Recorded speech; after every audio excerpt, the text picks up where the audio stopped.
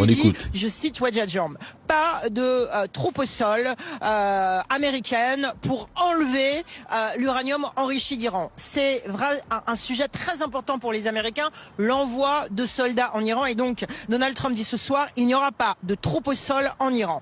Ensuite, Donald Trump dit à notre consoeur, l'Iran est d'accord pour arrêter de stopper tous les groupes comme le Hezbollah et le Hamas. J'ai demandé si l'Iran était d'accord d'arrêter pour toujours l'uranium enrichi. Et d'après notre consoeur de CBS, le président américain lui a répondu ils sont d'accord sur tout. Et je vous rappelle que des responsables iraniens disent à l'agence Reuters et à nos confrères d'Al Jazeera que pour le moment, ce n'est pas du tout ce qui se passe. Donc côté iranien, on ne confirme rien. Côté américain, on est dans une communication très optimiste. J'en sais rien. Quand vous voulez qu'on dise quoi que ce soit, là ils ouvrent, c'est presque ouvert, sans être ouvert, mais c'est pas fermé non plus. Vous voulez dire que ce soir, les informations contradictoires de part et d'autre laissent Ils doivent négocier. Le détroit d'Ormuz ne sera pas vraiment rouvert s'il n'y a pas un accord. Donald Trump affirme qu'il n'enverra pas de troupes au sol. Pourtant, il a déjà fait dans une opération présentée comme un sauvetage, mais qui visait en réalité à récupérer de l'uranium enrichi. L'opération a échoué avec des avions détruits par les Iraniens. Environ 200 soldats américains et 155 avions avaient été déployés sous prétexte de secourir un pilote américain.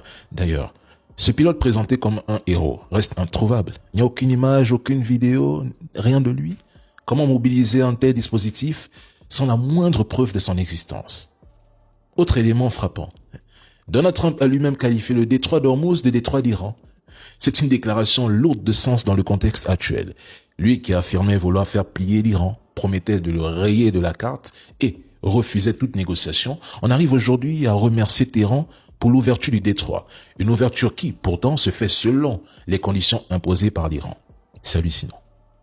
La route est imposée par l'Iran. Tu traverses avec l'autorisation de l'Iran et tu payes le passage à l'Iran. Mais l'Iran a gagné.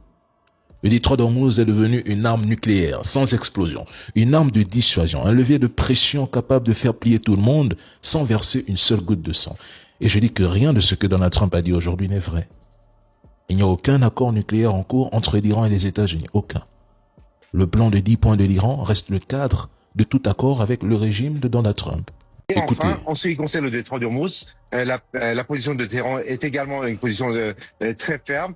Pas question qu'il y ait des navires militaires qui puissent traverser le détroit d'Ormuz, et les autres navires, les navires commerciaux, pourront traverser ce détroit à deux conditions.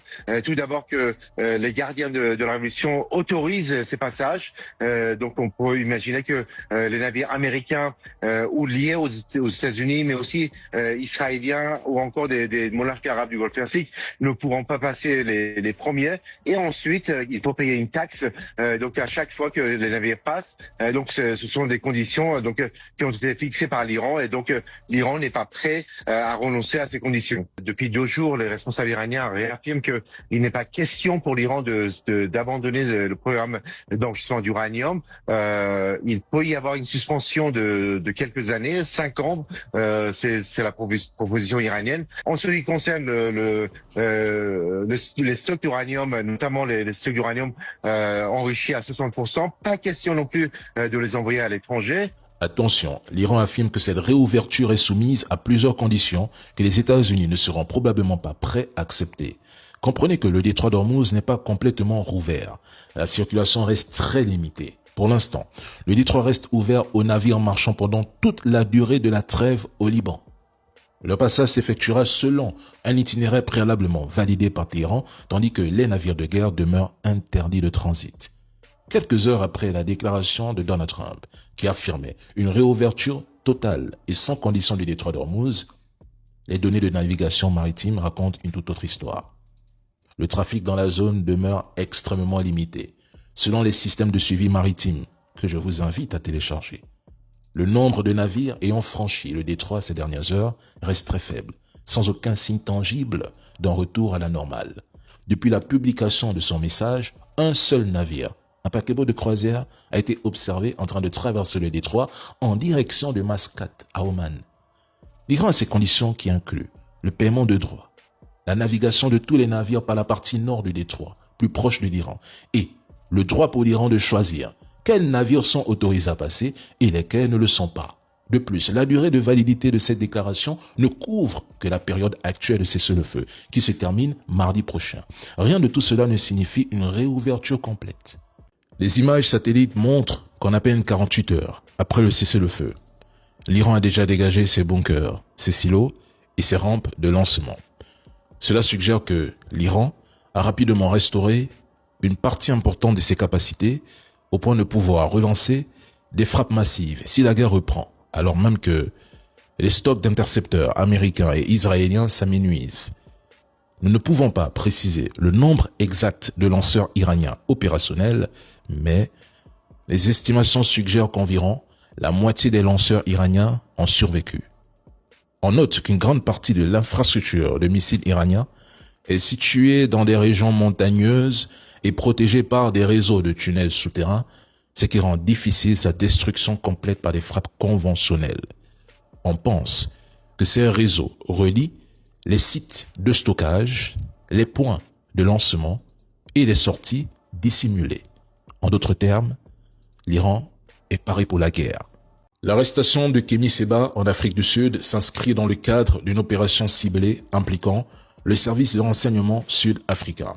L'opération aurait été supervisée par le colonel Katlego Mogale.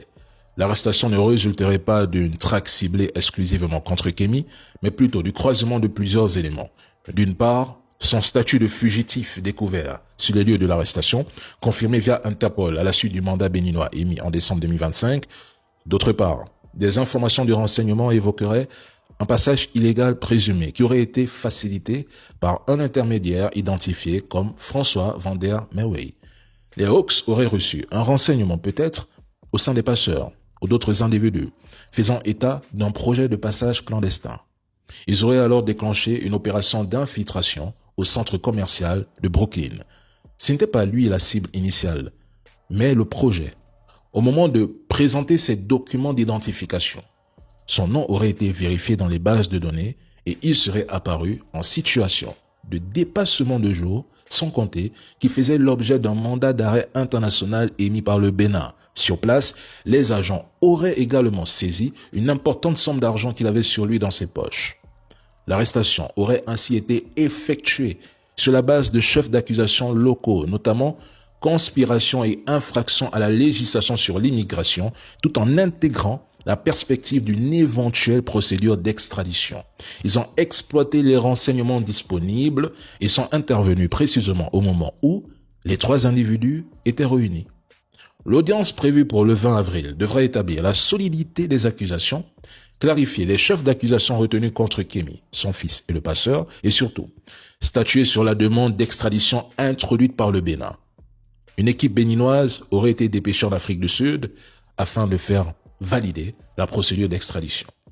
Tout ce que je sais, c'est que même avec un navire rouge d'Interpol, l'extradition dépend entièrement du droit sud-africain ainsi que des relations entre l'Afrique du Sud et l'État requérant. Une audience formelle d'extradition sera organisée au cours de laquelle la défense pourra contester les accusations, invoquer des motivations politiques ou encore du risque de torture. Il pourrait également y avoir un appel devant les juridictions supérieures. Je reviens vers vous avec une partie 2 concernant les audios qui circulent actuellement sur la toile.